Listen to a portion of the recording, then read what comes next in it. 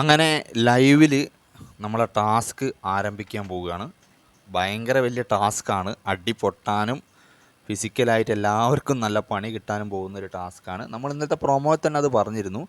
അപ്പോൾ എന്താ ഇത് ടാസ്ക് എന്ന് വെച്ചാൽ ഓരോരുത്തർക്കും ഓരോരോ പാവകൾ കൊടുത്തിട്ടുണ്ട്. 4 ടീമിനും 4 പാവകൾ കൊടുത്തിട്ടുണ്ട്. അവർ ആ പാവയുടെ ജീവൻ രക്ഷിക്കുക എന്നുള്ളതാണ്. അതായത് ഓരോ പാവയുടെയും ബാക്കിൽ ഒരു ബലൂൺ കെട്ടി വെച്ചിട്ടുണ്ട്. ആ ബലൂൺ പൊട്ടിയാൽ ആ പാവ ചത്തു, അതോടെ ആ ടീം പുറത്താവുകയും ചെയ്തു.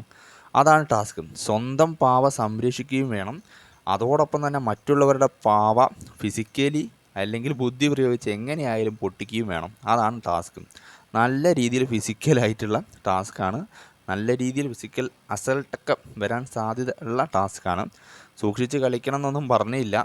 ഫിസിക്കലായി നേരിടാൻ പറ്റൂലേ എന്നൊക്കെയാണ് ബിഗ് ബോസ് ചോദിച്ചത്. ഇതിൻ്റെയൊക്കെയുള്ള പണിയാണോ എന്ന് കണ്ടറിയാം.